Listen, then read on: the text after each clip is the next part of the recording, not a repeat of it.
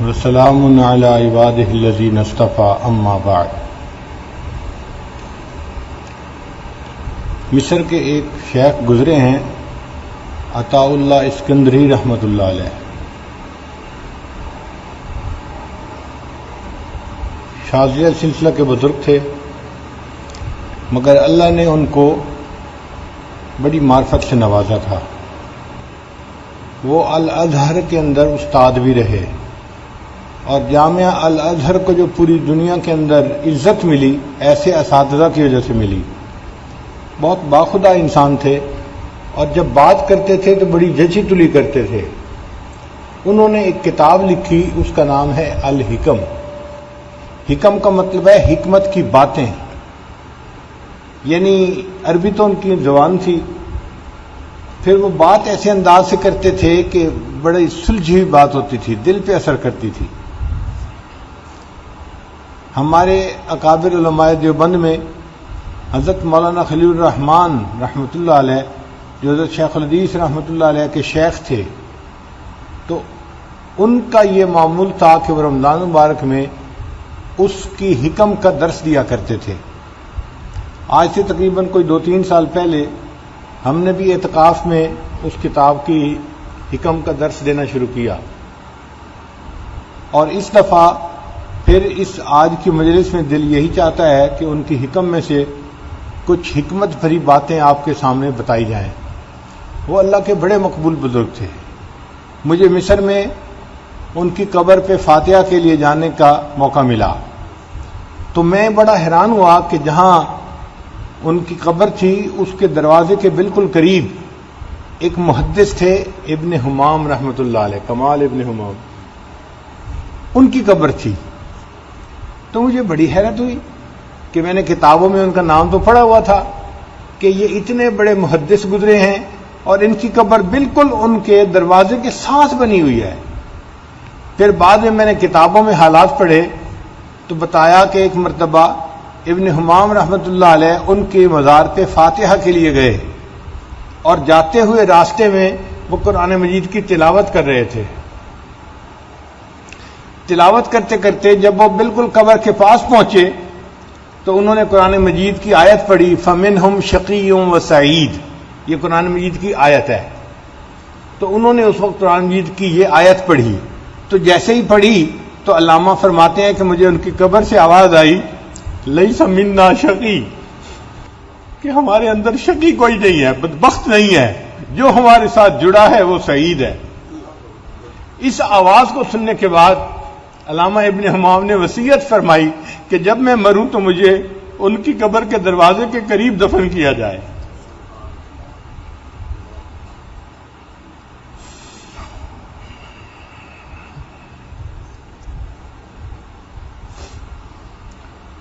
فرماتے ہیں الاکوان ظاہرها غرۃ، اکوان کون سے ہے؟ موجودات یعنی دنیا کی چیزیں، جو دنیا کی چیزیں ہیں ان کا ظاہر زیب و زینت یہ فریب اور دھوکہ ہے، وباطنها عبرۃ، اور اس کا باطن عبرت انگیز ہے۔ فالنفس تنظر الی ظاہر غرتها، نفس جو ہے وہ ان کے ظاہر کی زیب و زینت کو دیکھتا ہے، والقلب ينظر الى باطن عبرتها، اور قلب ان چیزوں کی باطن کی عبرت کو دیکھتا ہے۔ ہمارے ارد گرد دنیا کی جو بھی کوئی چیز ہے یہ فریب اور دھوکے کی مانند ہے۔ فریب اور دھوکہ اس کو کیوں کہا جاتا ہے؟ اس لیے کہ یہ انسان کو اپنے اندر مشغول کر لیتی ہے، اور انسان اپنے اصلی مقصد کو بھول جاتا ہے، آخرت کو بھول جاتا ہے۔ آپ دیکھیں، کوئی مکان بنانے میں لگا ہوا ہے، کوئی دکان بنانے میں لگا ہوا ہے، کوئی فیکٹری بنانے میں لگا ہوا ہے، کوئی اپنی جنت سجانے میں لگا ہوا ہے، اور آخرت کی طرف سے دھوکہ، ان کا ذہن آخرت کی طرف نہیں جاتا، بس دنیا ہی میں کچھ بنانے کو لگا ہوا ہوتا ہے۔ اور جی میرا دل چاہتا ہے میں ایک فیکٹری بناؤں، میں ایک سٹور بناؤں، میں فلاں چیز بناؤں۔ تو دنیا کی چیزوں کے اندر اتنا مشغول ہو جانا کہ آخرت سے غافل ہو جانا، یہ دھوکہ ہے۔ ہمارے ایک قریبی ساتھی تھے، ایک مرتبہ انہوں نے فلائٹ پہ جانا تھا، تو فلائٹ وہ اپنی مس کر گئے، تو میں نے انہیں فون پہ پوچھا کہ آپ کی فلائٹ مس کیوں ہوئی؟ کہنے لگا جی کہ وقت سے پہلے پہنچ گیا تھا ایئرپورٹ اندر. جب اندر گیا تو خیال آیا کہ میں نے ٹیلی فون بدلنا ہے تو کیوں نہ یہاں میں دکان سے کوئی سیل فون لے لوں. کہنے لگے میں وہاں پہ چلا گیا. اب دیکھا تو وہاں پر تو درجنوں کی تعداد میں، سینکڑوں کی تعداد میں سیل فون پڑے ہوئے تھے. میں نے ایک دیکھا، دوسرا دیکھا، تیسرا دیکھا. کہنے لگے جو بیچنے والا بندہ تھا وہ بھی بڑا عقل مند نظر آتا تھا. اس نے کہا کہ یہ تو کوئی سمجھدار بندہ نظر آتا ہے. اس نے کہا کہ میں آپ کو اس کے فنکشن بتاؤں. میں نے کہا ہاں بتاؤ. اب وہ ایک فون اٹھائے اور اس کے فنکشن بتائے اور میں غور سے اس کو دیکھ رہا ہوں. کہنے لگے کہ اس نے میرا پورا گھنٹہ لے لیا اور اس گھنٹے کے دوران میری فلائٹ جو جانی تھی وہ روانہ ہو گئی، مجھے وقت کا پتہ ہی نہیں چلا. جب اسے احساس ہوا اس کی فلائٹ روانہ ہو چکی تھی اور اپنی فلائٹ وہ مس کر چکا تھا. اس کو کہتے ہیں دھوکہ، کہ وہ ایک کام کے اندر ایسا لگا کہ اپنے اصلی مقصد کو بھول گیا. مجھے اپنے طالب علمی کے زمانے کی بات یاد آتی ہے. یونیورسٹی میں میرا ایک کلاس فیلو تھا حافظ صاحب. بہت ذہین انسان تھا مگر بڑا رٹو تھا. ایسا چیز کو رٹتا تھا کہ بالکل فوٹوگرافک میموری تھی اس کی. میری نظر میں وہ مجھ سے زیادہ ذہین تھا، لیکن جب بھی امتحان ہوتا تو میرے نمبر زیادہ ہوتے تھے. میں فرسٹ آ جاتا، وہ سیکنڈ آتا. تو میں نے بڑا ایک مرتبہ غور کیا کہ آخر اس کی وجہ کیا ہے. وجہ اس کی یہ تھی کہ اس کو یاد تو مجھ سے زیادہ سب کچھ ہوتا تھا، مگر جب پیپر حل کرنا ہوتا تھا تو اسے پیپر حل کرنے کا آئیڈیا نہیں تھا. وہ بیٹھتا تھا اور پہلا سوال اتنا اچھے طریقے سے کرتا تھا کہ آدھے گھنٹے کی بجائے گھنٹہ ڈیڑھ گھنٹہ اسی پہلے سوال میں لگا دیتا تھا. اب سوال ایسے ہوتے ہیں کہ ہر سوال کو آدھا گھنٹہ دیا جائے تو 2.5 گھنٹے، اور آخری آدھا گھنٹہ ان کو چیک کرنے کا کہ غلطی تو نہیں کہیں ہو گئی. میں جب پیپر حل کرتا تھا تو میں ہر سوال کو آدھا گھنٹہ دیتا تھا اور آدھے گھنٹے میں اس کو مکمل کر کے پھر دوسرا سوال کرتا تھا، پھر تیسرا، اور آخری جب آدھا گھنٹہ رہ جاتا تھا تو میں اپنے پیپر دیکھتا تھا کوئی غلطی تو نہیں. اگر غلطی ہوتی تو اس کو کریکٹ کر لیتا تھا. اس کی وجہ سے میرے پیپر کے نمبر ہمیشہ زیادہ آ جاتے تھے. اور وہ کبھی کبھی تو اپنا ایک کوسچن ہی چھوڑ بیٹھتا تھا اور ہمیشہ شکوہ ہوتا تھا وہ جی 3 گھنٹے تھوڑے ہوتے ہیں، پیپر کا ٹائم زیادہ ہونا چاہیے. اس کو یہ نہیں سمجھ تھی کہ بھئی پیپر کا ٹائم تو ٹھیک ہے لیکن وقت کا خیال رکھنا ہوتا ہے. جب بیٹھے اور انسان گھڑی دیکھے ہی نہ اور پتہ ہی نہ ہو کہ کتنا وقت باقی رہ گیا تو وہ کیا پیپر حل کرے گا. تو جس طرح پیپر حل کرنے کے دوران پیپر لکھنے والے طالب علم کو احساس ہوتا ہے کہ میرے اب کتنا وقت باقی رہ گیا، اسی طرح اس دنیا میں ہم امتحان گاہ میں ہیں. ہمیں ہر کام کرتے ہوئے یہ بات ذہن میں رکھنی چاہیے کہ ہماری زندگی کا ایک دن اور کم ہو گیا. پھر اگلے دن پھر یہی سوچ ہونی چاہیے آج میری زندگی کا ایک دن اور کم ہو گیا، آج ایک دن اور کم ہو گیا. اگر انسان بھول جائے گا تو یہ گویا دھوکے میں پڑ جائے گا. اور کئی بندے تو ایسے کاموں میں لگتے ہیں کہ انہیں بالکل موت یاد ہی نہیں آتی.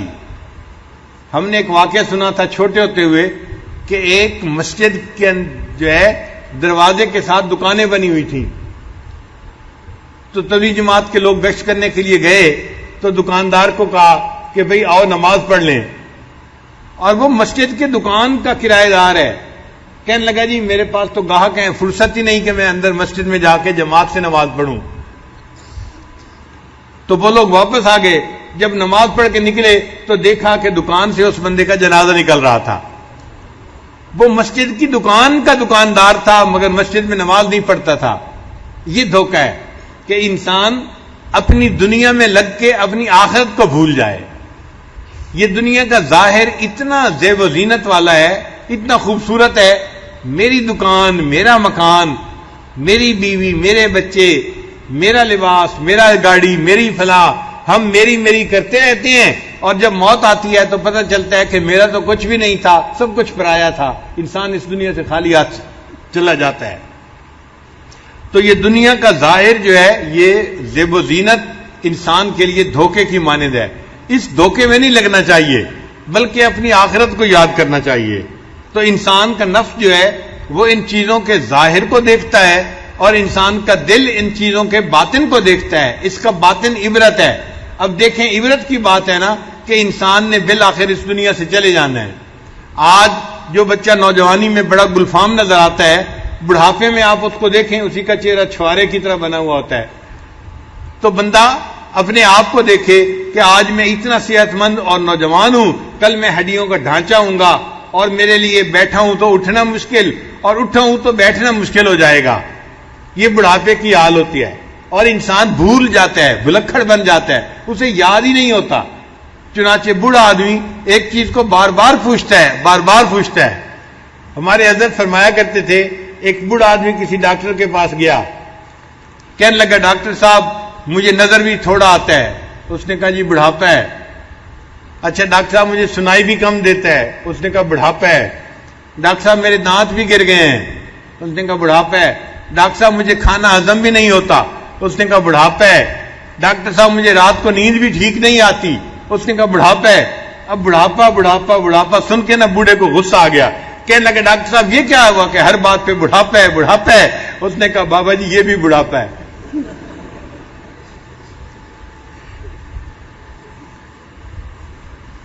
تو کئی مرتبہ انسان چیزوں کے ظاہر کو دیکھتا ہے، ان کا ظاہر دھوکہ اور فریب ہوتا ہے. اس لیے ایک حدیث مبارکہ میں نبی علیہ السلام نے ارشاد فرمایا کہ یہ دنیا بڑی میٹھی اور بڑی سرسبز ہے. میٹھی چیز کھانے سے انسان کا پیٹ تو بھر جاتا ہے، دل نہیں بھرتا، دل چاہتا ہے اور کھاتے. اور بچے ماشاءاللہ، ہماری ایک چھوٹی بچی ہے، ایک مرتبہ چائے کے کپ میں وہ بیٹھی چینی ڈال رہی تھی. میں نے دیکھا اس نے 5 چمچ ڈالے. 5 چمچ کے بعد اس کی نظر مجھ پہ پڑی. اس نے دیکھا کہ دادا ابو دیکھ رہے ہیں تو کہنے لگی بس میں نے آج زیادہ ڈال لی. اور مجھے پتا تھا کہ وہ عام حالات میں 7 چمچ ڈال کے چائے پیتی ہے. تو میٹھی چیز اچھی لگتی ہے، بچوں کو بھی اچھی لگتی ہے اور سرسبز چیز بھی اچھی لگتی ہے. تو دنیا میٹھی بھی ہے، سرسبز بھی ہے، بندے کا دل لبھا لیتی ہے اور انسان کو آخرت سے بیگانہ کر دیتی ہے. آخرت سے انسان کو جو ہے انسان کو آخرت سے غافل کر دیتی ہے. اس لیے یہ دنیا انسان کے لیے دھوکہ بن جاتی ہے. ہم لوگ دنیا میں جس حال میں بھی ہیں، ہمارا آخرت کا سفر چل رہا ہے، مستقل چل رہا ہے. اور یہ ایسا دھوکہ ہے کہ یہ لکھے پڑھوں کو لگتا ہے. یہ نہ سوچنا کہ ان پڑھ بندے کو دھوکہ لگتا ہے، نہیں، لکھے پڑھوں کو دھوکہ زیادہ لگتا ہے. وہ زیادہ دنیا میں جو ہے وہ دھس جاتے ہیں، بلکہ پھنس جاتے ہیں بیچارے. ان کو اپنے کاموں سے فرصت ہی نہیں ہوتی. نماز کی فرصت نہیں، تلاوت کی فرصت نہیں. ہم نے کئی بڑے لکھے پڑھوں کو دیکھا ہے روزانہ شیٹ بناتے ہیں، میں نے جی آج اتنی پروڈکشن دینی ہے اپنی فیکٹری میں. بھئی فیکٹری کی پروڈکشن کی تو آپ نے لسٹ بنا لی، روزانہ اعمال کتنے کرنے ہیں اس کی کبھی لسٹ نہیں بنتی. بھئی آخرت میں بھی تو جانا ہے، اس کی بھی تو لسٹ بنا لیتے کہ میں نے یہ اعمال کرنے ہیں، وہ نہیں بنتی. اس لیے یہ دنیا ہمارے لیے زیب و زینت کی وجہ سے دھوکہ اور فریب بن جاتی ہے. اس لیے حدیث پاک میں فرمایا کہ دنیا دار الفنا ہے، آخرت دار البقا ہے. دنیا دار الغرور ہے، آخرت دار السرور ہے. دنیا دار العمل ہے اور آخرت دار الجزا ہے. ہمارے حضرت مرشد عالم رحمت اللہ علیہ فرمایا کرتے تھے کہ یہ دنیا سیرگاہ نہیں، تماشا گاہ نہیں، آرام گاہ نہیں، قیام گاہ نہیں، یہ امتحان گاہ ہے. افسوس کہ ہم نے اس کو چراگاہ بنا لیا. جیسے چراگاہ میں جانور چرتے پھرتے ہیں، ہم بھی بس دنیا میں بس چرتے پھرتے ہیں. اس لیے یہ دنیا دھوکے کی جگہ ہے. سچے صوفی کی یہ پہچان کہ وہ دنیا سے بے رغبت ہو جاتا ہے اور اس کے دل میں آخرت کا شوق بڑھ جاتا ہے. حدیث مبارکہ میں فرمایا التجافی عن دار الغرور، کہ دھوکے والے گھر سے انسان کا دل ہٹ جائے، کٹ جائے. والانابۃ الی دار الخلود، اور ہمیشہ رہنے والے گھر کی طرف انسان کا دل جڑ جائے. یہ سچے صوفی کی پہچان ہوتی ہے. قرآن مجید میں اللہ فرماتے ہیں ومن اراد الآخرہ، اور جو بندہ آخرت کا ارادہ کرے، وسعی لہا سعیہا، اور وہ اس کے لیے کوشش کرے جیسے کوشش کرنے کا حق ہے، وہ مومن، اور وہ مومن ہو، فاولئک کان سعیہم مشکورا، تو اللہ تعالیٰ ان کی جو کوشش ہے اس کی قدردانی فرمائیں گے. جو اوراد و وظائف بتائے جاتے ہیں نا، ان کا بنیادی مقصد یہی ہوتا ہے کہ انسان کے دل سے دنیا کی محبت نکل جائے. اوراد و وظائف کے کرنے سے، ذکر کے کرنے سے انسان کے دل میں اللہ کی محبت بڑھتی ہے، اور اللہ کی محبت پھر اس کے دل سے ماں سوا کی محبت کو نکال دیتی ہے. جیسے ایک برتن کے اندر پانی ہو، آپ کسی اور چیز کو اس کے اندر ڈال دیں تو پانی باہر نکل جاتا ہے، اتنا پانی جتنی چیز ڈالی جائے. اسی طرح جب اللہ کی محبت انسان کے دل میں آتی ہے تو انسان کے دل سے دنیا کی محبت نکل جایا کرتی ہے. اس لیے ذکر سے ذات کی محبت پیدا ہوتی ہے.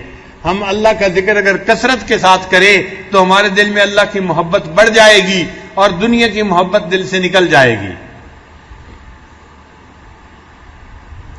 قرآن مجید کی ایک آیت ہے کہ ملکہ بلقیس کو جب سلیمان علیہ السلام کا خط پہنچا تو اس نے اپنے سرداروں سے، جو MNAs تھے، ان سے مشورہ کیا کہ مجھے کیا کرنا چاہیے. تو انہوں نے کہا کہ آپ جو قدم اٹھائیں گی ہم آپ کے ساتھ ہیں. یہ پرانا دستور چلا آیا ہے. جو حکومت والے ہوتے ہیں نا، جب وہ اپنے ساتھیوں سے پوچھتے ہیں تو وہ کہتے ہیں بس قدم بڑھاؤ ہم تمہارے ساتھ ہیں. موقع پہ کوئی ساتھ ہو یا نہ ہو، کہتے یہی ہیں ہم تمہارے ساتھ ہیں.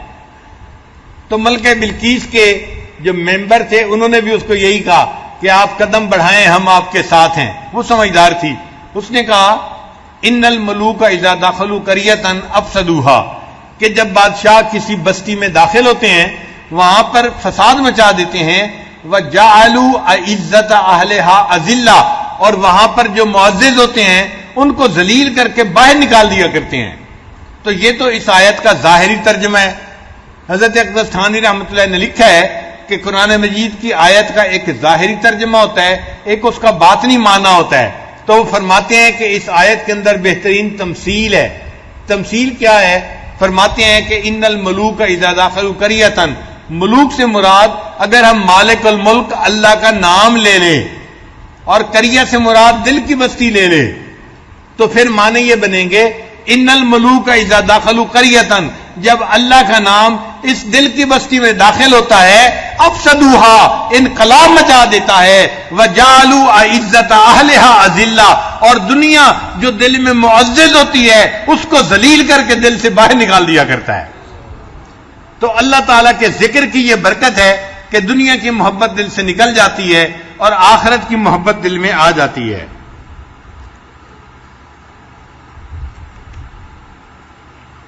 اس لیے نبی علیہ الصلوۃ والسلام نے ارشاد فرمایا حب الدنیا رأس کل خطیئہ، کہ دنیا کی محبت تمام بیماریوں کی بنیاد ہے، جڑ ہے.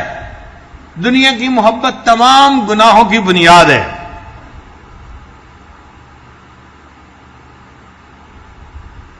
جس بندے کے دل میں دنیا کی محبت ہوئی وہ ہر گناہ کا ارتکاب کر بیٹھے گا اس دنیا کی محبت کی وجہ سے.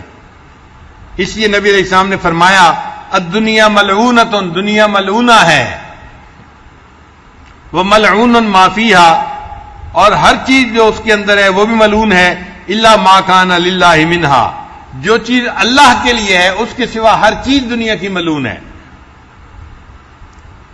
ان اللہ عز وجل لم یخلق خلقا هو ابغض الیہ من الدنیا، اللہ تعالیٰ نے کوئی مخلوق ایسی پیدا نہیں کی جس سے اللہ تعالیٰ کو ناپسندیدگی ہو، اللہ تعالیٰ کو بغض ہو، سوائے دنیا کے. دنیا سے اللہ تعالیٰ کو نفرت ہے. اس لیے جب سے اللہ نے دنیا کو پیدا کیا ہے لم ینظر الیہ، اللہ نے ایک مرتبہ بھی دنیا کو محبت کی نظر سے نہیں دیکھا. پیدا تو کر دیا ہمارے لیے امتحان کی خاطر، لیکن اللہ نے دنیا کو محبت کی نظر سے دیکھا نہیں کہ یہ میرے بندوں کو مجھ سے غافل کرتی ہے، یہ کوئی اچھی چیز نہیں ہے. اس لیے حدیث مبارکہ ہے الدنیا سجن المؤمن و جنت الکافر، کہ دنیا مومن کے لیے قید خانہ ہے اور کافر کے لیے جنت ہے. اب عام طلباء اس کا معنی یہ سمجھتے ہیں کہ دنیا کافر کے لیے جنت ہے کہ وہ یہاں مزے لیتا ہے، اور مومن کے لیے قید خانہ ہے کہ مومن کے لیے اوپر پابندیاں ہیں یہاں پر. یہ معنی بھی اپنی جگہ کسی جگہ ٹھیک ہے، لیکن صحیح معنی اس کا یہ ہے کہ دنیا میں انسان کو، مومن کو جتنی مرضی عیش مل جائے، جتنا مرضی آرام مل جائے، سہولت مل جائے، تب بھی دنیا کی یہ تمام لذتیں آخرت کی لذتوں کے مقابلے میں ایسی ہیں جیسے کہ کوئی بندہ قید خانے کے اندر ہوتا ہے۔ اور اگر کافر بندے کو دنیا کے اندر جتنی بھی سزا مل جائے، جتنی بھی اس کو دنیا کے اندر پریشانیاں آ جائیں، جہنم کے سزا کے مقابلے میں یہ دنیا کی سزائیں اس کے لیے جنت کی مانند ہیں۔ تو کافر کے لیے جنت ہے اور مومن کے لیے یہ قید خانے کی مانند ہے۔ ایک بزرگ نے اپنے کسی ساتھی سے کہا کہ صف لنا دنیا، میرے سامنے ذرا دنیا کی حقیقت بتاؤ، دنیا کی صفت بیان کرو۔ انہوں نے کہا کہ میں لمبی صفت بیان کروں یا مختصر؟ انہوں نے کہا بل اکثر، نہیں چھوٹی بیان کرے۔ انہوں نے فرمایا کہ دنیا کی تعریف یہ ہے کہ حلال ہا حساب، اس کا حلال جو ہے اس کا بھی قیامت کے دن حساب ہوگا، وہ حرام ہا عذاب، اور جو اس کا حرام ہوگا اس کے اوپر قیامت کے دن بندے کو عذاب دیا جائے گا۔ اب جس چیز کا حلال بھی حساب ہے، آپ سوچو وہ بندے کے لیے کہاں اچھی چیز ہے۔ اس لیے اگر حلال پیسہ بھی کمائیں تو بھی قیامت کے دن اس کا حساب تو دینا ہی پڑے گا۔ حدیث مبارکہ میں نبی علیہ السلام نے ارشاد فرمایا، میری امت کے غربا قیامت کے دن میری امت کے امیر لوگوں سے 500 سال پہلے جنت میں داخل ہو جائیں گے، 500 سال پہلے جنت میں داخل ہوں گے، اور آخرت کا ایک دن دنیا کے 50,000 سال کے برابر ہوتا ہے۔ اب آخرت کا ایک دن اگر 50,000 سال کے برابر ہے تو 500 سال کے کتنے زیادہ ہوں گے؟ اتنا غریب لوگ پہلے جنت میں جائیں گے کیونکہ ان کا حساب چھوٹا مختصر ہوگا، اور جو امیر لوگ ہوں گے ان کے کھاتے کھلیں گے اور ان کو حساب دینا پڑے گا۔ چنانچہ ایک حدیث مبارکہ میں ہے کہ ایک صحابی کے بارے میں آتا ہے، ان کو کسی نے خواب میں دیکھا کہ وہ جنت میں گئے اور بہت پسینے میں شرابور تھے۔ تو کسی نے ان سے پوچھا کہ آپ کو اتنا پسینہ کیوں آ گیا ہے؟ انہوں نے کہا کہ مجھے اپنی ایک ایک پائی کا حساب دینا پڑا اور حساب دیتے ہوئے مجھے پسینہ آ گیا۔ تو پوچھنے والے نے پوچھا کہ آپ کو پسینہ کتنا آیا ہوگا؟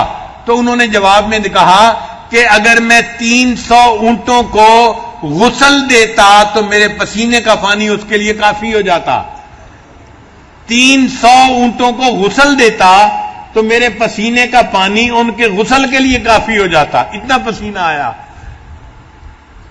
تو ہم دنیا میں اللہ سے مال تو مانگتے ہیں مگر یہ بھول جاتے ہیں کہ اس کا حساب بھی دینا پڑے گا۔ مال اچھی چیز ہے لیکن ایک حد تک رہے، اگر حد سے آگے بڑھ جائے تو یہ مال انسان کے لیے وبال بن جاتا ہے، اور اگر یہ حد کے اندر رہے تو انسان کے ایمان کے لیے ڈھال بن جاتا ہے۔ اسی لیے اللہ تعالیٰ نے مال کو قیامہ کا لفظ کہا ہے۔ ایک بیت اللہ کے لیے قیام کا لفظ استعمال ہوا کہ بیت اللہ ہماری روحانی زندگی کے قیام کا سبب ہے، اور حدیث مبارکہ میں ہے کہ جب بیت اللہ شریف کو گرا دیا جائے گا پھر اللہ تعالیٰ قیامت کو قائم فرما دیں گے کہ جو اس پوری دنیا کے اندر مرکز تھا گویا وہ ختم ہو گیا، اب دنیا کو ہی سمیٹ دیا جائے گا۔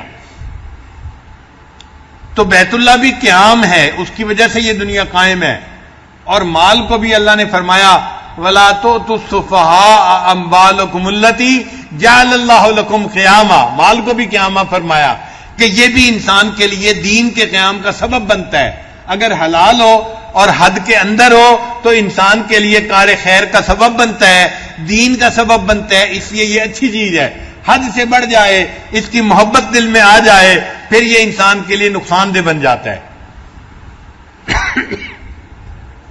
اسی لیے مال اگر جیب میں ہو تو اچھی چیز ہے کہ انسان جیب سے نکالے اور دین کے لیے خرچ کرے۔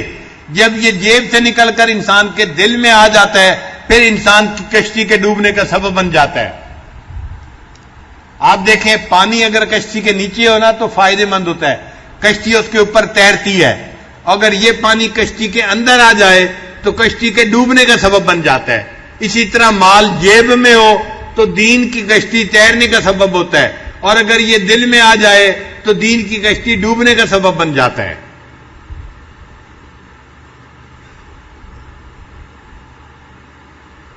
حدیث مبارکہ میں ہے اگر دنیا کا وزن اللہ کے ہاں ایک مکھی کے پر کے برابر ہوتا ما سقا فرعون منہا شربۃ ماء تو اللہ تعالیٰ فرعون کو پینے کے لیے پانی کا ایک گھونٹ بھی عطا نہ کرتے.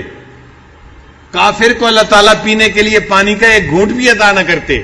اگر اللہ کے ہاں پوری دنیا کی قدر و قیمت مکھی کے پر کے برابر ہوتی. اب مکھی کا پر کیا چیز ہے آپ بتائیں, کیا حقیقت ہے اس کی؟ تو اللہ کی نظر میں پوری دنیا کی حقیقت مکھی کے پر کے برابر بھی نہیں ہے. قرآن مجید نے انسان کی دنیا کی مثال پانی کی مانند دی ہے. وَاضْرِبْ لَهُم مَّثَلَ الْحَيَاةِ الدُّنْيَا كَمَاءٍ أَنزَلْنَاهُ مِنَ السَّمَاءِ. یہ دنیا کی زندگی پانی کی مانند ہے. چونکہ پانی میں اور دنیا کی زندگی میں چار چیزیں قدر مشترک کی مانند ہیں. پہلی بات کہ پانی کی یہ صفت ہے وہ ایک جگہ نہیں ٹھہرتا, اس میں سیلانیت ہوتی ہے. تو جس طرح پانی ایک جگہ نہیں ٹھہرتا, انسان کی زندگی کے حالات بھی ایک جیسے نہیں رہتے. آج حال کچھ ہے, کل کچھ ہے, پرسوں کچھ ہے, حالات بدلتے رہتے ہیں, عدلتے رہتے ہیں. وَتِلْكَ الْأَيَّامُ نُدَاوِلُهَا بَيْنَ النَّاسِ. دوسری بات, جو شخص بھی پانی میں داخل ہوتا ہے وہ تر ہوئے بغیر نہیں رہتا. اسی طرح جو بندہ بھی دنیا میں داخل ہوتا ہے وہ دنیا میں تر ہوئے بغیر نہیں رہتا. دنیا اس کو تر کر دیتی ہے, متاثر کر دیتی ہے.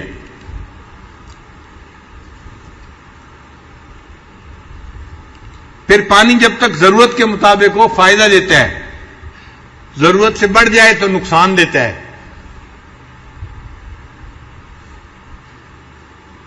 اسی طرح دنیا کی زندگی بھی ہے کہ ہم اس کو دین کے لیے استعمال کر لیں تو یہ دنیا کی زندگی فائدہ دے گی, اور اگر ہم اس کو دنیا کی عیش و آرام کے لیے ہی استعمال کریں گے تو یہ دنیا کی زندگی ہمارے لیے نقصان کا سبب بنے گی. پھر پانی کا ذائقہ, رنگ اور بو نہ بدلے تو پانی پاک ہوتا ہے. پانی تین طرح سے پاک محسوس ہوتا ہے. ایک, اس کے رنگ کو دیکھیں تو رنگ نہ بدلا ہوا ہو, اور دوسرا اس کا ذائقہ بھی نہ بدلا ہوا ہو, اور تیسرا اس کے اندر بو بھی نہ ہو. جس پانی کے اندر یہ تین صفات ہوں وہ پانی پاک ہوتا ہے. اسی لیے حکمت یہ ہے کہ انسان وضو کرتا ہے تو چہرہ دھونا فرض ہے, مگر چہرے سے پہلے ہاتھ دھوتا ہے, کلی کرتا ہے اور اپنے ناک میں پانی ڈالتا ہے. کیوں یہ شریعت نے حکم دیا کہ جب ہاتھ دھوئے گا تو رنگ کو دیکھے گا کہ پانی کا رنگ کیسا ہے, پتہ چلے گا. ہاتھ میں جو لے لیا کہ رنگ بدلا ہوا ہے یا نہیں بدلا ہوا. پھر جب منہ میں ڈالے گا تو ذائقے کا پتہ چل جائے گا. پھر جب ناک میں ڈالے گا تو بو کا پتہ چل جائے گا. اب جب رنگ بھی ٹھیک ہے, بو بھی ٹھیک ہے, ذائقہ بھی ٹھیک ہے, اب یہ پانی پاک ہے. اب اس سے فرض ادا کرو, اپنے چہرے کو دھو لو.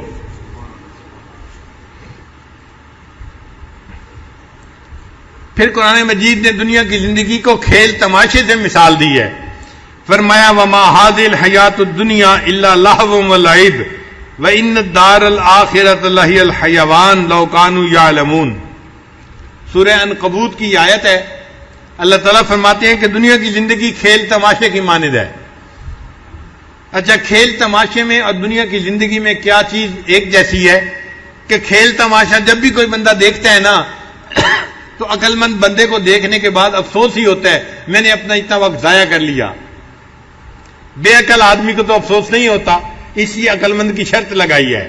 عقل کا ہونا ضروری ہے. جب کوئی بندہ عقل سے ہی فارغ ہے اس کی بات ہی کیا کرنی ہے.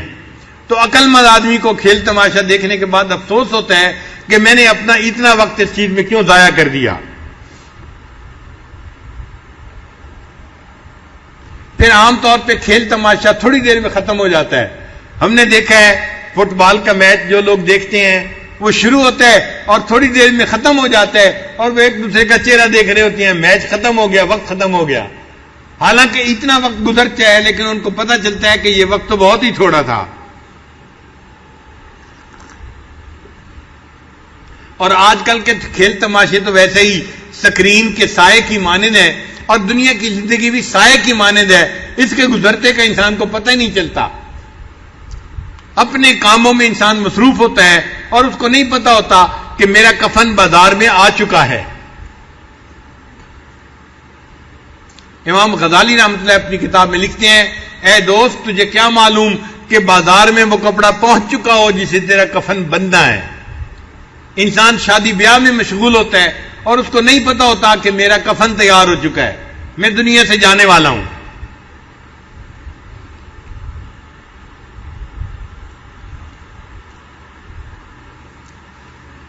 حدیث پاک میں نبی علیہ السلام نے ارشاد فرمایا الدنیا جیفۃ و طالبھا کلاب، کہ دنیا مردار ہے اور اس کا جو طلب کرنے والا ہے اس کی مثال کتے کی مانند ہے۔ اب یہ لفظ ذرا ثقیل نظر آتا ہے، بعض لوگوں کو چبھتا ہے، جی کتا کیوں کہا گیا؟ بھئی مردار کو کون کھاتا ہے؟ کتے ہی کھاتے ہیں نا ہمارے ماحول میں۔ اسی طرح دنیا اگر مردار کی مانند ہے تو جو دنیا کے طلبگار ہیں وہ اللہ سے پیٹھ پھیرنے والے لوگ ہیں، اللہ کو بھولنے والے لوگ ہیں۔ اگر اللہ نے ان کو اس جانور کے ساتھ مثال دے دی تو کون سی بری بات ہے؟ بزرگوں نے اس کے درمیان مماثلت لکھی ہے، وہ فرماتے ہیں کہ کوا مردار کو کھاتا ہے لیکن اور قوموں کے ساتھ مل کے کھاتا ہے، یعنی مردار پڑا ہو نا تو کئی سارے کوے آئیں گے اور باجماعت مل کے اس مردار چیز کو کھائیں گے، لیکن جو کتا ہوتا ہے نا وہ مردار کو اکیلا کھانا پسند کرتا ہے، دوسرا کتا قریب آئے تو اس کے ساتھ لڑتا ہے، اس کو دور بھگاتا ہے۔ تو جس طرح کتا مردار کو اکیلا کھانا پسند کرتا ہے، دنیا دار بندہ بھی دنیا کو اکیلا کھانا پسند کرتا ہے۔ تین حصے دار ہوتے ہیں لیکن جو ان میں سے کام کر رہا ہوتا ہے وہ چاہتا ہے کہ بس سارا پروفٹ مجھے مل جائے، میرے باقی شراکت داروں کو کچھ بھی حصہ میں نہ ملے۔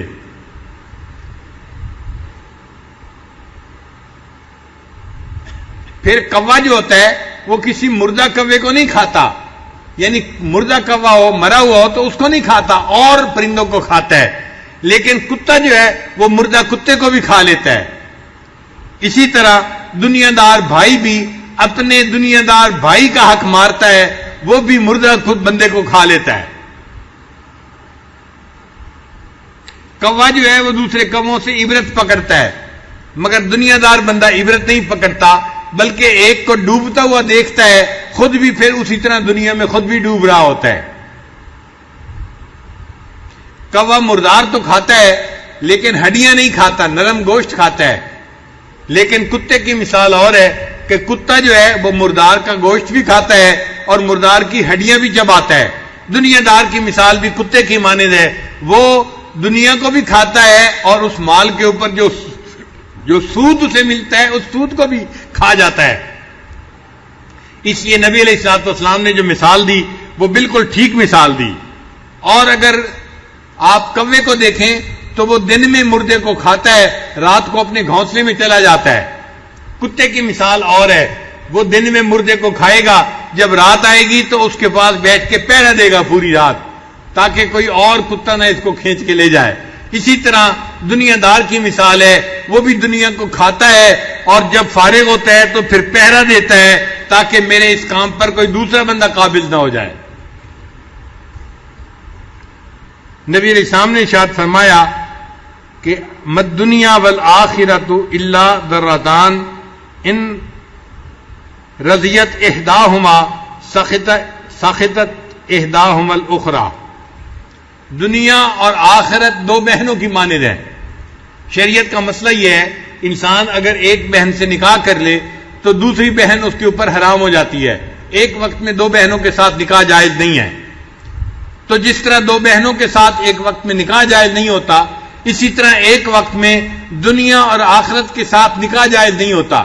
جو بندہ دنیا سے نکاح کرتا ہے آخرت حرام ہو جاتی ہے، اور جو آخرت سے نکاح کر لیتا ہے گویا اپنے آپ پر وہ دنیا کو حرام سمجھتا ہے۔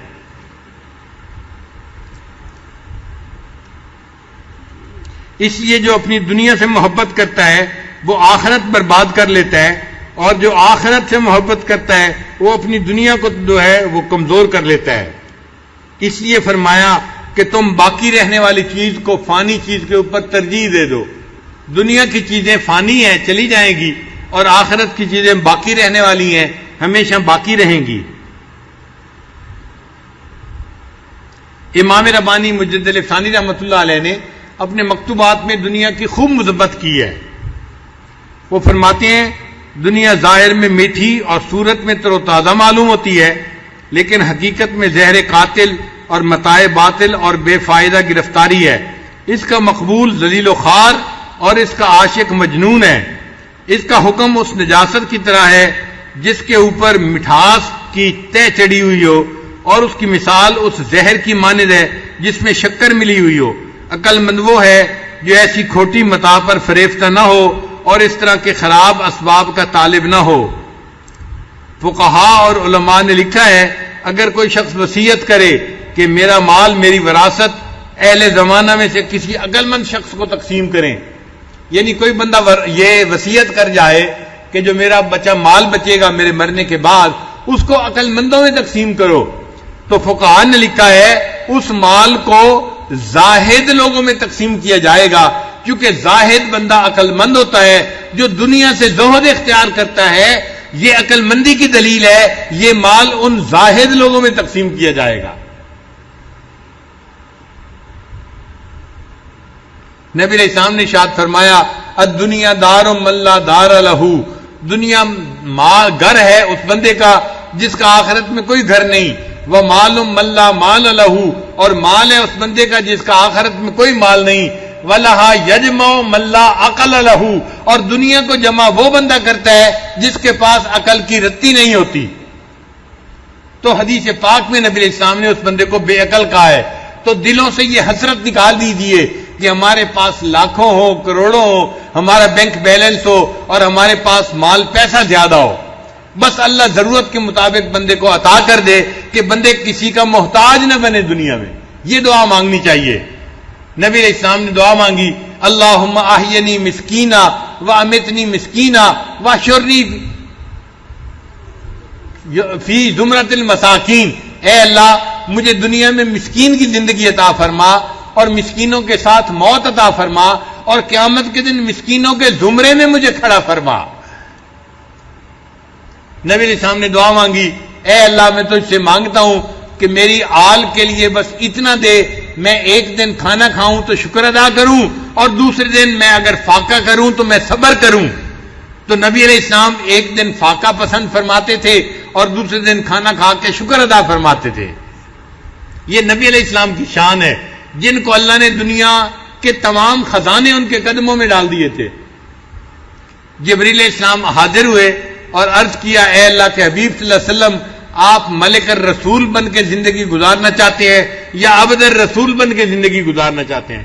یعنی عبد الرسول کا کیا مطلب کہ رسول بھی ہو مگر ظاہری زندگی ایک غلام کی مانند ہو، سادہ زندگی ہو، غریبی کی زندگی ہو، یا آپ سلیمان علیہ السلام کی طرح ایک نبی بھی ہوں اور وقت کے بادشاہ بھی ہوں. اللہ تعالیٰ نے اختیار دیا نبی علیہ السلام کو، تو نبی علیہ السلام نے پسند فرمایا اے اللہ میں ایک غلام مگر آپ کا رسول بن کے زندگی گزارنا چاہتا ہوں. اس لیے دنیا کی چیزوں کی جو ہے نا حسرت دل میں نہ رکھیں، آخرت کی تمنا دل میں رکھیں. اللہ تعالیٰ ہمیں آخرت کی نعمتیں عطا فرمائے جو ہمیشہ باقی رہنے والی ہیں. دنیا کی چیزیں تو جو ہے فنا ہونے والی ہیں، ان کا کیا بھروسہ. اس لیے انسان دنیا سے خالی ہاتھ واپس جاتا ہے.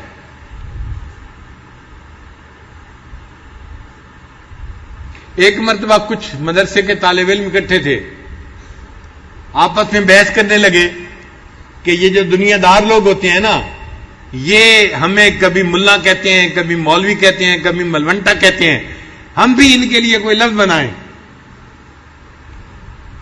تو طلباء ہوتے ہیں، دماغ تو چلتے ہیں نا. تو انہوں نے کہا ہاں ان کے لیے ہم بھی کوئی ایسا لفظ بنائیں کہ جو عزت والا لفظ بھی ہو اور ان کی حقیقت بھی اس میں ظاہر ہو جائے. تو انہوں نے سوچ کے ایک لفظ بنایا. کہنے لگے کہ ان دنیا داروں کے اندر کیا چیز خاص ہوتی ہے؟ ان کا ایک تو جاہل ہوتے ہیں، اس نے کہا دوسرا کہنے لگے بڑے نالائق ہوتے ہیں، اور تیسرا بڑے بے وقوف احمق ہوتے ہیں، اور چوتھا بڑے بے وقوف ہوتے ہیں. انہوں نے کہا ان چاروں لفظوں کا پہلا حرف جمع کر دیتے ہیں، جاہل کا جیم، نالائق کا نون، احمق کا الف اور بے وقوف کا با. تو انہوں نے جناب کا لفظ بنا دیا. چنانچہ وہ کہنے لگے کہ دنیا دار لوگ جب ہم سے بات کریں گے نا، ہمیں کہیں گے مولوی صاحب، ہم کہیں گے جی جناب. اب ان کو کیا پتا کہ جناب کے لفظ میں وہ کتنا کچھ ان کو بتا رہے ہیں آگے سے.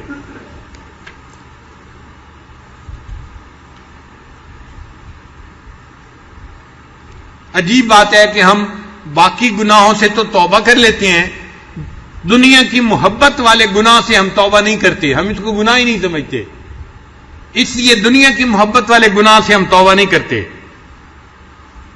رابعہ بصریہ نے دعا مانگی، اے اللہ جس نے آسمان کو زمین پر گرنے کے روک دیا، دنیا کی محبت کو میرے دل میں داخل ہونے سے روک دے۔ اے اللہ جس نے آسمان کو زمین پر گرنے سے روک دیا، دنیا کی محبت کو میرے دل میں داخل ہونے سے روک دیجئے۔ ہم نے کبھی یہ دعا مانگی؟ ہم تو بلکہ شوق سے دعائیں مانگتے ہیں، اے اللہ اور زیادہ عطا فرما دیجئے، حل من مزید، حل من مزید۔ اور یہ پتہ نہیں ہوتا کہ جتنا زیادہ مل رہا ہے مال آتا ہے اور اپنے ساتھ وبال بھی لے کے آتا ہے۔ بھئی آپ بتائیں، اگر کسی بندے کو اللہ تعالیٰ مال عطا فرما دیں اور اس کی اولاد کو نافرمان بنا دیں تو یہ اس کے لیے فائدہ ہے یا نقصان ہے؟ بتائیے۔ اگر اللہ تعالیٰ کسی بندے کو مال عطا فرما دیں اور اس کی بیوی بد کردار بن جائے، یہ اس کے لیے فائدہ مند ہے یا نقصان دہ ہے؟ اگر اللہ تعالیٰ کسی بندے کو دنیا کا مال عطا فرما دے اور قیامت کے دن کا حساب لمبا کر دیں، یہ اس کے لیے فائدہ ہے یا نقصان ہے؟ تو مال صرف مانگنا اچھی بات نہیں ہے، ہاں اتنا مال ضرور مانگے کہ جو ضرورتوں کو پورا کر دے اور دین کے لیے انسان کا معاون بن جائے۔ مال کی محبت کا دل میں ہونا یہ برا ہے، مال کا ہونا برا نہیں ہے۔ اس لیے دیکھیے کہ ہمارے بعض جو ہے اکابرین کے پاس بہت مال تھا۔ حضرت عمر لانو کے دسترخوان پر کتابوں میں لکھا ہے ایک وقت میں 65,000 لوگ کھانا کھایا کرتے تھے۔ 65,000 لوگ امیر المومنین عمر لانو کے دسترخوان پہ کھانا کھاتے تھے۔ آپ بتائیں کتنا کھانا پکتا ہوگا 65,000 لوگوں کے لیے؟ آج ہم 1,000 بندوں کے لیے کھانا تیار کرتے ہیں، خدمت کی جماعت کہتی ہے کہ جی تھک جاتے ہیں۔ بھئی 65,000 لوگ صبح دوپہر شام جو کھانا کھاتے ہوں گے تو وہاں کتنا انتظام ہوگا اور اللہ نے ان کو کتنا مال دیا ہوگا، مگر انہوں نے اس مال کو آخرت کے لیے استعمال کیا، دنیا کے لیے استعمال نہیں کیا۔ میں نے ایک کتاب میں پڑھا، ایک صحابی بڑے مہمان نواز تھے، ان کے حالات میں لکھا ہوا تھا کہ وہ روزانہ 12 اونٹ اپنے مہمانوں کے لیے ذبح کیا کرتے تھے۔ 12 اونٹ، اب 12 اونٹ کھانے کے لیے کتنے مہمان ہوتے ہوں گے بتائیے ذرا۔ آپ پورے مجمع میں اتنے امیر لوگ بیٹھے ہوں گے، کوئی ہے جس کے گھر میں ایک بکرا مہمانوں کے لیے روز ذبح ہوتا ہو؟ ایک بکرا، 12 بکروں کی بات تو دور کی بات ہے۔ ہمارے ہاں تو 12 بکروں کے ذبح کرنے والا کوئی بندہ نظر نہیں آتا جو مہمانوں کے لیے کرے، اور وہ 12 اونٹ مہمانوں کے لیے روزانہ ذبح کرتے تھے۔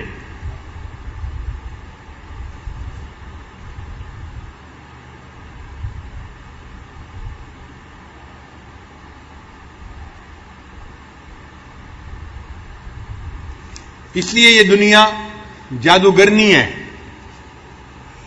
ایک جادو لائے تھے ہاروت اور ماروت فرشتے، اللہ تعالیٰ نے ان کو انسانوں کے لیے آزمائش بنا کے بھیجا تھا۔ وہ لوگوں کو جادو سکھاتے تھے مگر پہلے بتاتے تھے کہ یہ فائدے کی چیز نہیں ہے، نقصان کی چیز ہے، پھر بھی جو سیکھتا تھا تو اس کو سکھا دیتے تھے۔ اس جادو کا کیا اثر تھا کہ اس جادو کو سیکھنے سے بندے اور اس کی بیوی کے درمیان فاصلے ہو جاتے تھے۔ جو لوگ وہ جادو کرتے تھے وہ میاں بیوی کے درمیان نفرتیں ڈال دیتے تھے۔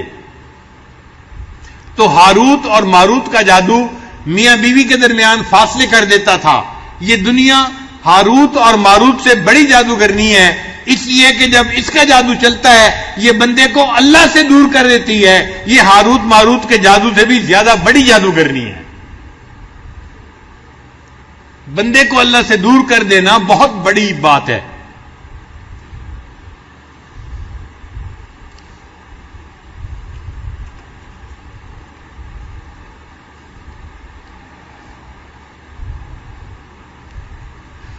ہمارے اکابرین میں ایک بزرگ گزرے ہیں، خواجہ عبید اللہ احرار رحمت اللہ علیہ،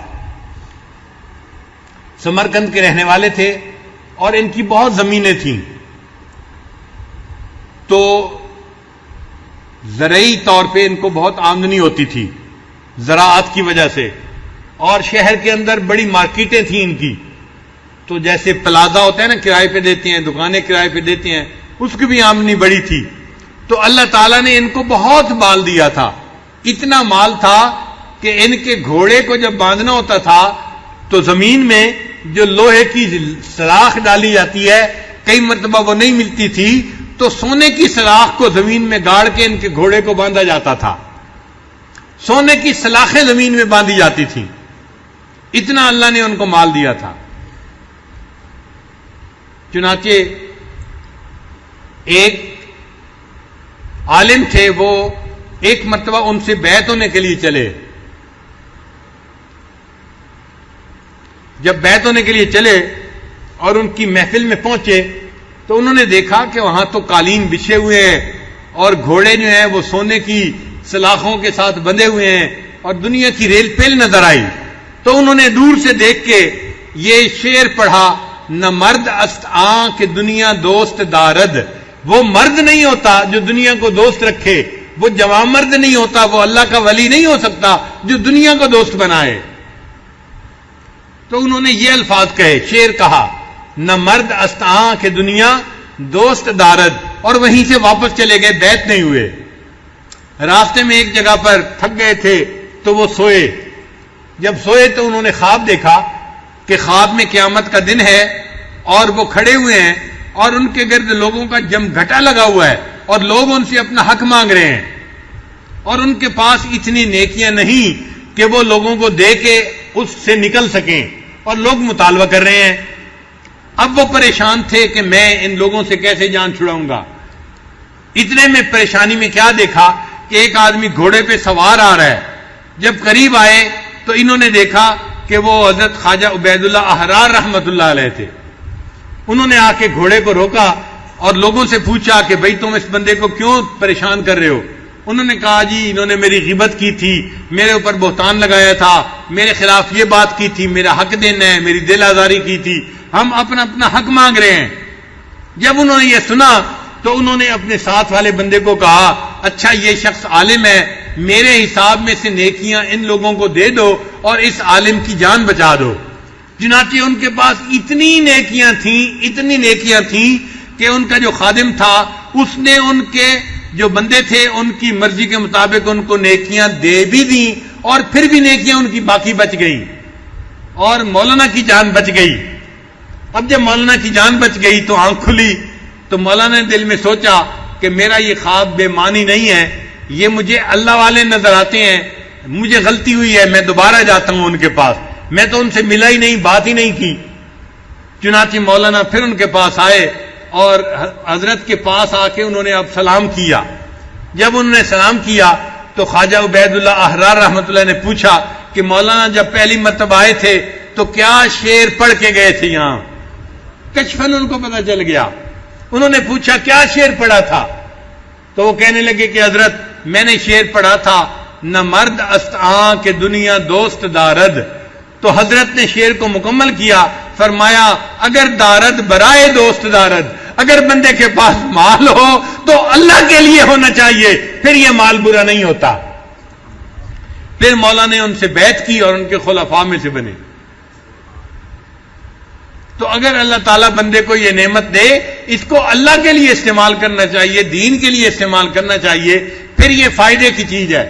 دیکھیں نا چھری ہے، اگر چھری سے آپ سبزی کاٹیں، پھل کاٹیں تو فائدے کی چیز ہے، اور اگر ویسے کسی بندے کا جسم کاٹیں تو نقصان والی چیز ہے.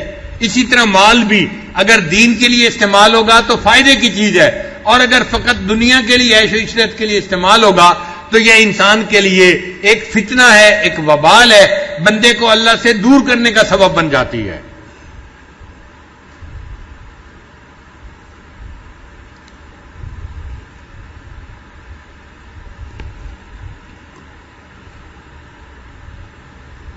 اللہ تعالیٰ کی مہربانی دیکھیے کہ اللہ تعالیٰ نے مال کی محبت سے منع نہیں کیا، فطری چیز ہے. ہاں احبیت سے منع کیا ہے کہ مال کی محبت تو ہو مگر اللہ کی محبت سے زیادہ نہیں ہونی چاہیے.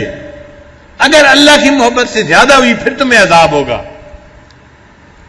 تو دل میں چاہت تو ہوتی ہے کہ میرے پاس یہ بھی ہو، یہ بھی ہو، یہ بھی ہو، تو محبت بری نہیں ہے، مال کی احبیت بری ہے.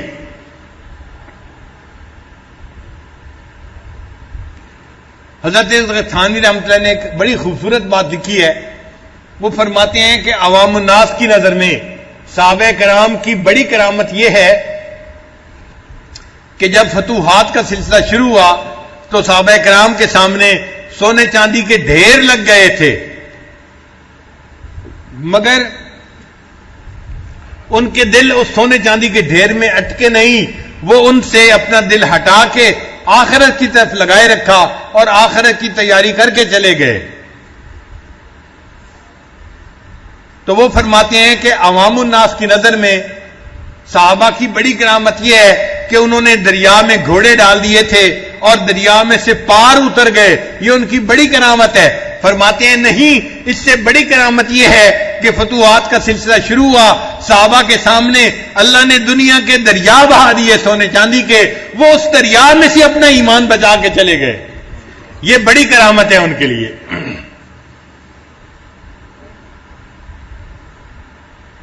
اس لیے حضرت علی رضی اللہ عنہ ایک رات محراب کے اندر کھڑے ہوئے اور یہی کہتے رہے، یا سفرا یا بیضا غر غیری. سفرا کہتے ہیں پیلی چیز کو سونا، اور بیضا سفید چمکدار چیز چاندی. اے چاندی اور اے سونا، میرے غیر کو دھوکہ دے، میں تیرے دھوکے میں آنے والا نہیں ہوں. یا سفرا یا بیضا غر غیری.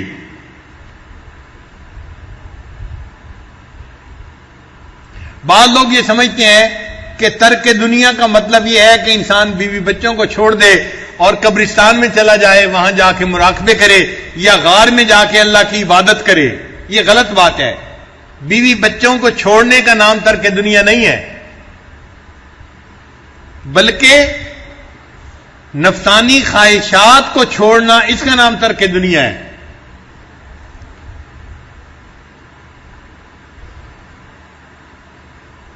انسان اپنی نفسانی خواہشات کو چھوڑے، یہ ترک دنیا ہے.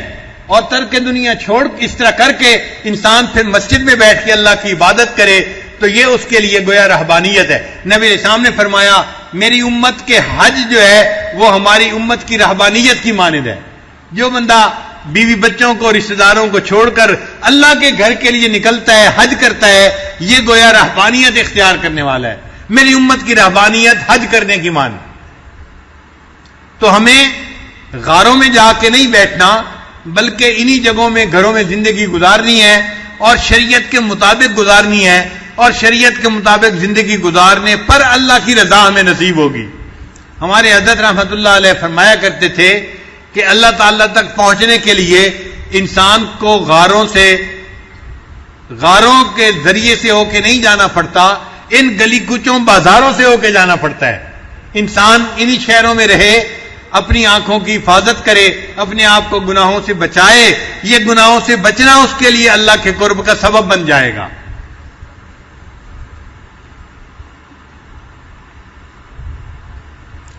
امام ربانی مجدد ثانی رحمۃ اللہ نے اپنے مکتوبات میں لکھا ہے کہ ترک دنیا کی دو قسمیں ہیں. فرماتے ہیں ایک تو یہ ہے کہ بقدر ضرورت سے زائد تمام جائز چیزیں بھی ترک کر دی جائیں. یعنی جو ضرورت کی چیزیں ہیں انسان ان کو اپنے پاس رکھے، جو ضرورت سے زائد ہیں ان کو اللہ کے راستے میں خرچ کر دے، غریبوں کو دے دے، رشتہ داروں دوسروں کو دے دے. فرماتے ہیں کہ یہ ترک دنیا کی اعلیٰ قسم ہے. دوسری قسم یہ ہے کہ حرام اور شبہ والی چیزوں سے پرہیز کیا جائے اور مباح کاموں سے فائدہ اٹھایا جائے. یہ قسم بھی خصوصاً اس زمانے میں بہت ہی غنیمت ہے.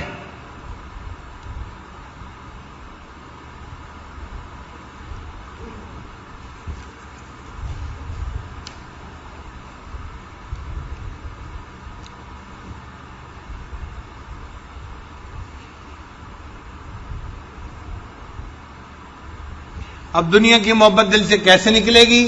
اللہ کے ذکر کی کثرت سے نکلے گی.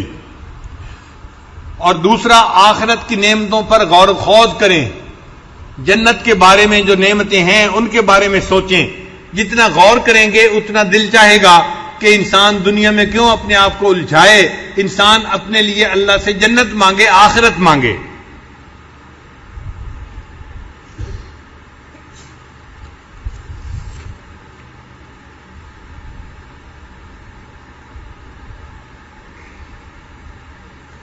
سیدنا صدیق اکبر رضی اللہ عنہ کی زندگی میں زہد کتنا تھا، ذرا واقعہ سن لیجئے۔ ان کی بیوی نے ایک مرتبہ انہیں کہا کہ میرا دل چاہتا ہے کہ کھانا تو ہم بناتے ہی ہیں، کوئی میٹھی ڈش بھی کسی دن بنائیں کھانے کے لیے۔ تو سیدنا صدیق اکبر نے جواب دیا کہ میں بیت المال سے جو ماہانہ لیتا ہوں وہ اتنا ہے کہ بس اس سے روٹی بنائی جا سکتی ہے، فالتو چیز نہیں بنائی جا سکتی۔ تو بیوی سمجھ گئی کہ بھئی اس جو کچھ میرے پاس ہے اس کے علاوہ اور کچھ نہیں ہونا۔ اب ایک دن بیوی نے حلوہ بنایا، میٹھی چیز بنائی، تو سیدنا صدیق اکبر حیران ہوئے۔ انہوں نے بیوی سے پوچھا کہ یہ حلوہ تم نے کیسے بنا لیا؟ اس نے کہا جی جو آپ کی تنخواہ آتی ہے نا، میں اس میں سے ایک ایک پیسہ روزانہ بچت کرتی رہی، مہینے کے اینڈ پہ اتنے پیسے ہو گئے کہ میں ایک دفعہ اس سے حلوہ بنا لیا۔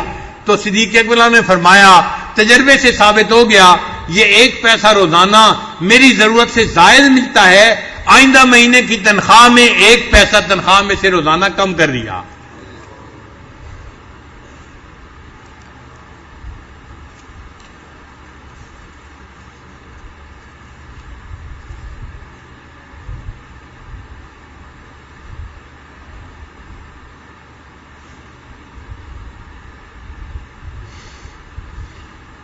ہمارے سلسلہ عالیہ کے بزرگ تھے حضرت مرزا مظہر جان جانا رحمت اللہ علیہ، وقت کا ایک نواب ان سے بیعت ہوا، اور وہ پھر اس نے سوچا کہ حضرت کے پاس اتنے مہمان ہوتے ہیں، لنگر چلتا ہے، ہزاروں لوگ کھانے والے ہوتے ہیں، تو مجھے چاہیے کہ میں حضرت کے لیے کوئی زمین کا ٹکڑا وقف کر دوں تاکہ اس کی آمدنی ملتی رہے اور لنگر کا سلسلہ چلتا رہے۔ تو اس نے زمین کا ٹکڑا وقف کیا۔ جب حضرت کو پتہ چلا تو حضرت نے انکار کر دیا، تو وہ نواب بڑا حیران ہوا کہ حضرت نے انکار کیوں کر دیا۔ چنانچہ وہ حضرت کے پاس آیا، حضرت میں نے تو لنگر کے لیے اتنا ٹکڑا زمین کا وقف کیا تھا، آپ نے انکار کیوں کر دیا؟ تو حضرت نے آگے سے بڑا خوبصورت جواب دیا، فرمایا اللہ تعالیٰ نے پوری دنیا کے لیے قلیل کا لفظ استعمال کیا ہے، قل متاع الدنیا قلیل، کہہ دو کہ دنیا کی متاع قلیل ہے۔ تو اللہ نے پوری دنیا کو قلیل کہا ہے، اور اس قلیل میں سے تھوڑا سا تم نے میرے نام وقف کیا ہے وہ عقل بن گیا۔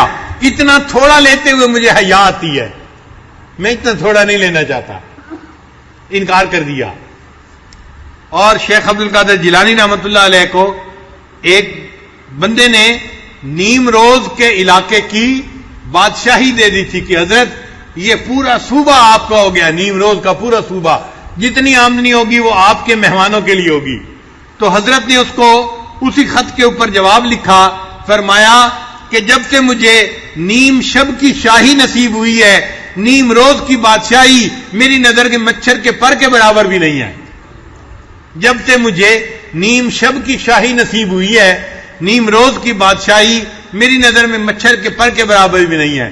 ہم بھی آج رمضان مبارک کے اس رات میں دعا مانگتے ہیں، اللہ ہمیں بھی نیم شب کی شاہی عطا فرما دیجئے تاکہ ہم بھی آپ کے چاہنے والوں میں شامل ہو جائیں۔ وآخر دعوانا ان الحمد للہ رب العالمین۔ تھوڑی دیر کے لیے مراقبہ کر لیجئے۔